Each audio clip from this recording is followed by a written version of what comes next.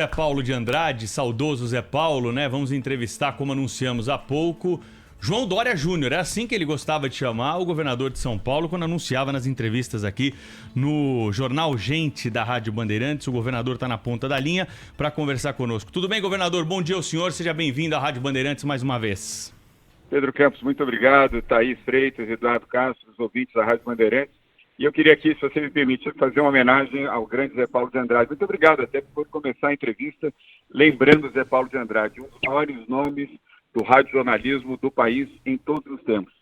Gratíssima memória de José Paulo de Andrade. Uma perda que todos nós nos ressentimos até hoje. É verdade, governador. E ele gostava de falar João Dória Júnior, né? Por isso que eu tô te chamando assim aqui no começo dessa entrevista. Pedro. Obrigado. Bom, a gente vai falar sobre política aí, né? O senhor já sabe que esse assunto vai estar na pauta, mas mais importante e também, né? Como a gente começa as entrevistas aqui no Jornal Gente, sempre a gente aborda aquele assunto que está mais ligado à população, né? Deixamos esse assunto de política, que claro que interessa, para depois. Então vamos começar falando sobre vacinação, né? Já tem data para a segunda dose da vacinação para esses idosos que estão sendo vacinados, para os profissionais da saúde. Como é que está esse cronograma? Vai ter vacina para todo mundo, governador? Teremos a vacina do Butantan para todos. Aliás, Pedro e ouvintes da Rádio Bandeirantes, hoje, exatamente hoje no Brasil, de cada 10 pessoas que são vacinadas, 9 recebem a dose da vacina do Butantan. Se não fosse a vacina do Butantan, hoje praticamente nós não teríamos vacinação no Brasil. Foi a atitude do governo de São Paulo e a competência do Instituto Butantan que nos permitiram termos aqui hoje, já em solo brasileiro, Pedro, 27 milhões e 100 mil doses da vacina do Butantan, e é esta vacina que está sendo aplicada em todo o Brasil para proteger e salvar os profissionais de saúde, a linha de frente, os trabalhadores da saúde, indígenas, quilombolas e agora os idosos também com a vacina do Butantan. E amanhã nós começaremos a imunização na segunda dose em todo o estado de São Paulo, para os profissionais da saúde que já foram vacinados com a primeira dose e amanhã, assim como quilombolas e indígenas, e amanhã começam a receber a segunda dose. E a outra boa notícia também, Pedro, é que amanhã nós iniciamos também a vacinação das pessoas com mais de 85 anos. Nós antecipamos o que seria na segunda-feira, dado ao bom resultado do Programa Estadual de Imunização e a velocidade com que esta imunização foi feita, principalmente nos drive-thrus, seja na capital de São Paulo, seja em outras cidades, e isso nos permitiu agilizar o processo e garantir a vacinação para as pessoas com mais de 90 anos. E amanhã, essa é uma boa notícia, os nossos avós, eu infelizmente já não tenho meus avós, mas muitos que estão nos ouvindo aqui, inclusive pessoas que têm mais de 85 anos, já poderão ser vacinados. No drive-thru, preferencialmente, Pedro, que é a forma mais rápida, mais segura, mais confortável, as pessoas não precisam sair dos seus carros, e isso dá muita tranquilidade aos filhos e netos e, obviamente, aos que serão vacinados. Governador, bom dia. Eu queria pedir para o senhor explicar para o nosso ouvinte uma declaração que o senhor deu recentemente a respeito da vacinação no estado de São Paulo, de que o governo de São Paulo vai adquirir mais 20 milhões de doses da Coronavac para imunizar toda a população do estado de São Paulo até o final do ano. A minha questão é, como é possível fazer esse tipo de garantia na medida em que o plano de imunização é um plano nacional e não um plano estadual? Thaís, cautela. Nós aqui estamos seguindo o Plano Nacional de Imunização. Aliás, o governo do estado de São Paulo e o Butantan representam os maiores provedores de vacina para o país neste momento. Eu acabo de mencionar, e você ouviu, de cada 10 vacinas que são aplicadas no Brasil, hoje, 9 são do Butantan. Aliás, 9,3, para ser preciso, são do Butantan. Agora, nós aqui temos cautela, nós precisamos imunizar todos os brasileiros que precisam ser vacinados em São Paulo até o final deste ano. O governo federal precisa de mais vacinas. Eu tenho repetidas vezes mencionado isso. Thaís, Pedro, Eduardo e ouvintes do Jornal Gente. Nós precisamos de mais vacinas, de outras vacinas, não apenas a vacina do Butantan, que nós já garantimos ao governo federal 100 milhões de doses desta vacina, mas nós precisamos de 340 milhões de doses. A AstraZeneca é uma delas, espero que a Sputnik e outras vacinas, desde que aprovadas pela Anvisa, possam ser disponibilizadas para a população. Então, esse é o fato que exige mais vacinas.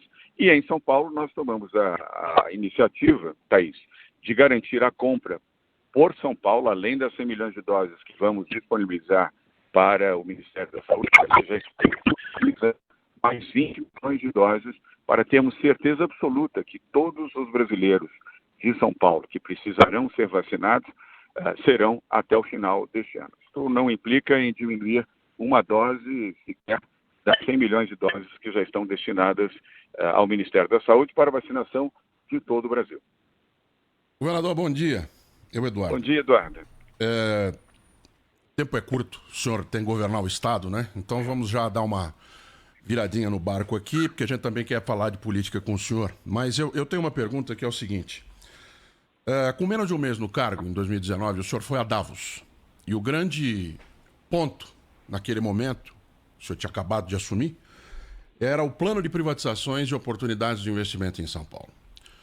O senhor falou do Instituto Butantan lá. O senhor conversou com 2 CEOs de laboratórios. Minhas perguntas. O senhor foi vender o Butantan? Se não, o que o senhor foi fazer lá com respeito ao Butantan? Eduardo, ótima pergunta, mas é improcedente como colocação. Eu sei que você está indagando e não afirmando. Absolutamente.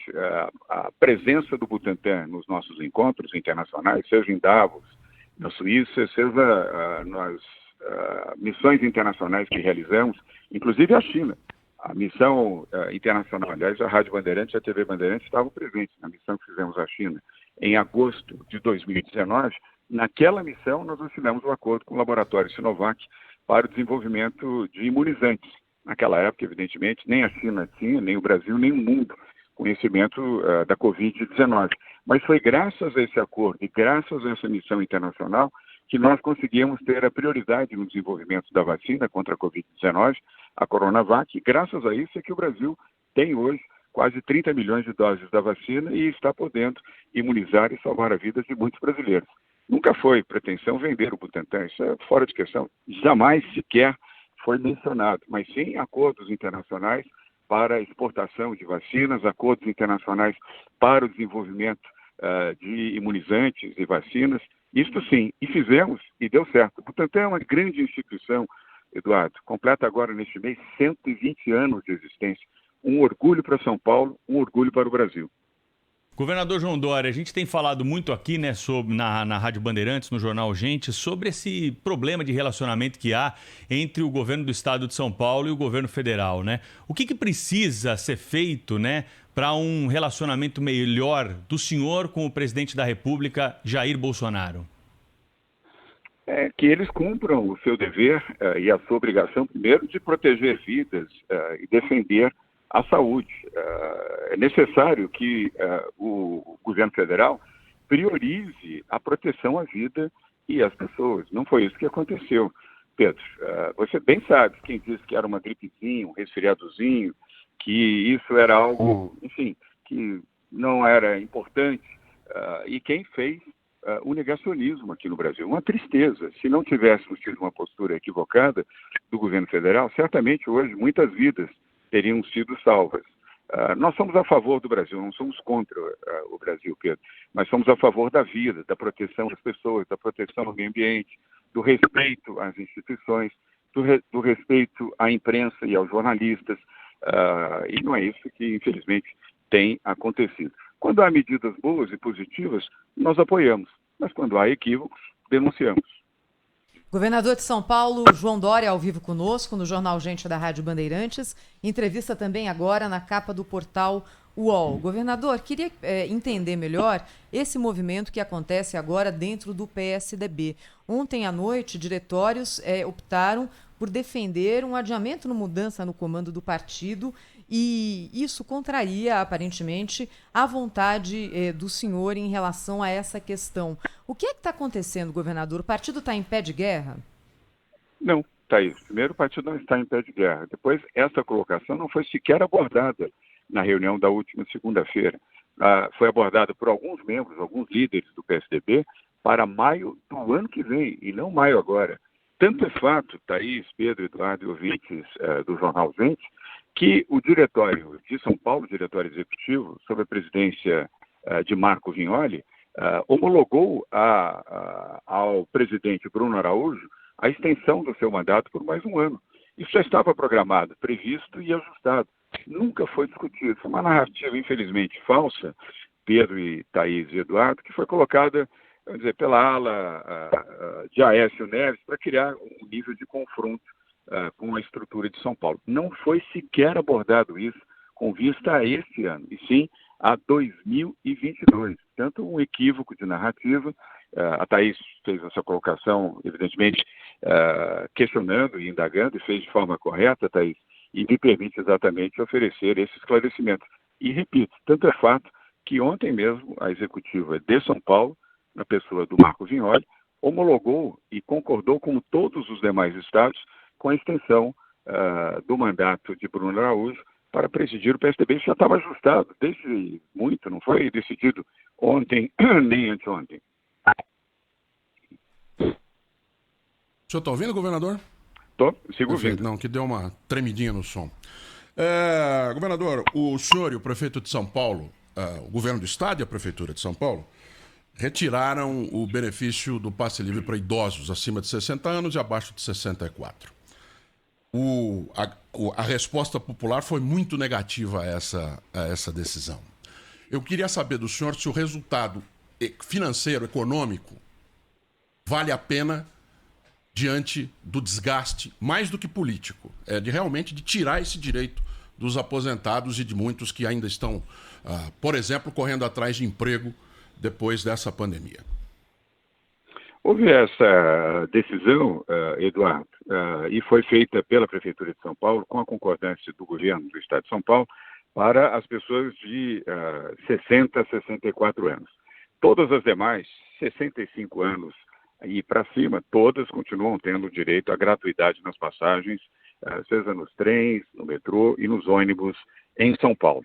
E nós, quero dizer também, tanto a nível do Estado quanto da Prefeitura de São Paulo, não fizemos reajuste nas tarifas de transporte público. Agora, representa, evidentemente, um custo muito elevado a manutenção da gratuidade para esta faixa de 60, 61, 62, 63 e 64 anos, tanto para a Prefeitura como para o governo do Estado de São Paulo, num ano de pandemia, de redução drástica de receita, tanto para, repito, a Prefeitura da capital de São Paulo, como para o governo do Estado de São Paulo.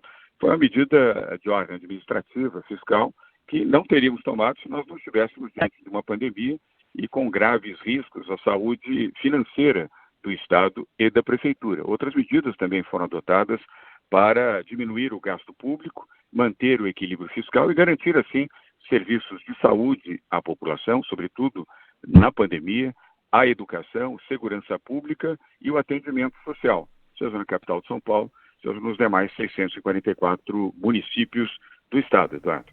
Agora, governador, nessa mesma linha do custo, benefício, do desgaste, o senhor acha que valeu a pena ter alterado algumas isenções, alguns benefícios fiscais em relação ao ICMS, essa mudança que entrou em vigor agora em 1º de janeiro? Parte dela foi revista, mas parte está vigorando. E houve um desgaste ou uma oneração de vários setores. O senhor acha que valeu a pena isso, governador? Thaís, nós aqui cumprimos uma gestão responsável e não populista. Eu não faço populismo à frente do governo do Estado de São Paulo. Faço uma gestão responsável para garantir que o Estado tenha estabilidade e condições fiscais para manter todos os seus serviços públicos e pagar em dia o seu funcionalismo. São Paulo não vai seguir a trajetória que outros estados brasileiros, infelizmente, tiveram e quebraram. São Paulo não quebra, mas São Paulo tem atitudes responsáveis fiscalmente. E foi isso que nós fizemos. E para um prazo limite, isso foi bem acentuado, Thaís, um prazo limite de 24 meses na redução de incentivos fiscais. São Paulo não fez um aumento de nenhum imposto. Não fez, não faz e não fará aumento de impostos. Apenas reduzimos algumas isenções por período determinado e o limite de 24 meses. Se a recuperação fiscal do Estado de São Paulo, Thaís, for mais rápida, e estamos trabalhando e desejando que isso aconteça, aliás, para São Paulo e para o Brasil, nós poderemos revogar as medidas de redução de incentivos fiscais. Isso também já foi mencionado publicamente. Governador, assim, eu entendo o ponto de vista do senhor, a gente já conversou aqui com o secretário adjunto. É discurso dizer que não aumentou o imposto. Aumentou.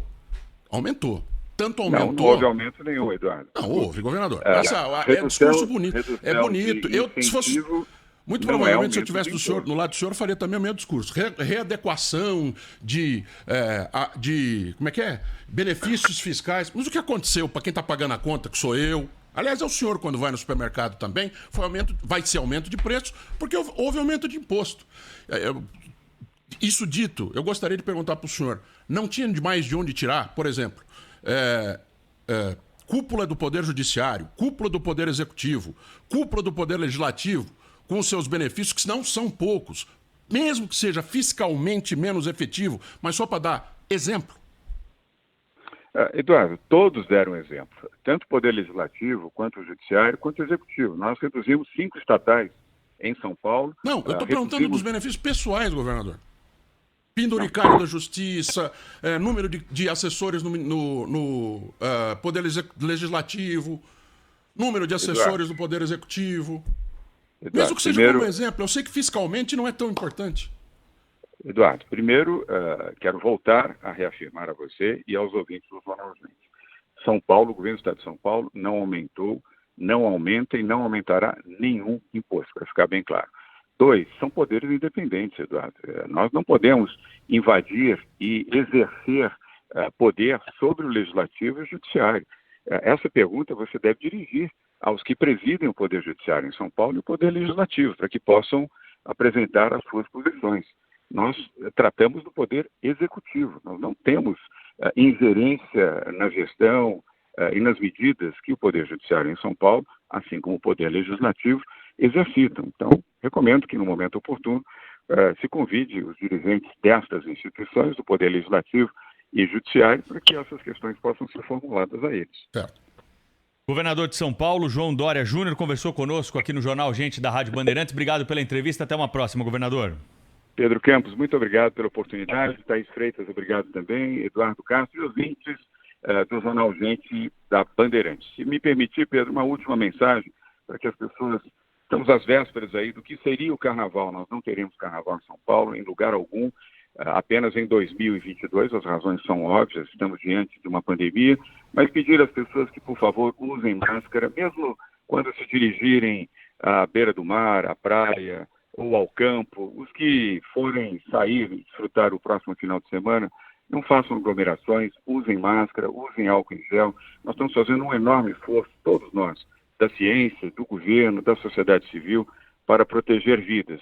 E recomendem, por favor, também aos seus filhos, aos jovens, para não participarem de aglomerações. Tudo isso vai ajudar a manter estável e, na sequência, baixarmos as infecções da Covid-19 e evitarmos óbitos. Então, vamos todos nos proteger. A vacina já está se ampliando em São Paulo e no Brasil, mas até que tenhamos a imunização de todos, vamos precisar ter muitos cuidados. Muito obrigado, então, mais uma vez a você, Pedro, e os ouvintes. Um bom dia para vocês. Fiquem com Deus. Obrigada, governador. Até a próxima. Muito obrigado. Alguns assuntos ainda a gente poderia tratar, claro, mas é o tempo que o governador tem. Como a gente sempre diz, ele precisa governar o Estado. Mas já fica o convite para ele voltar outras vezes no Jornal da Bandeirantes, gente. Rede Bandeirantes de Rádio.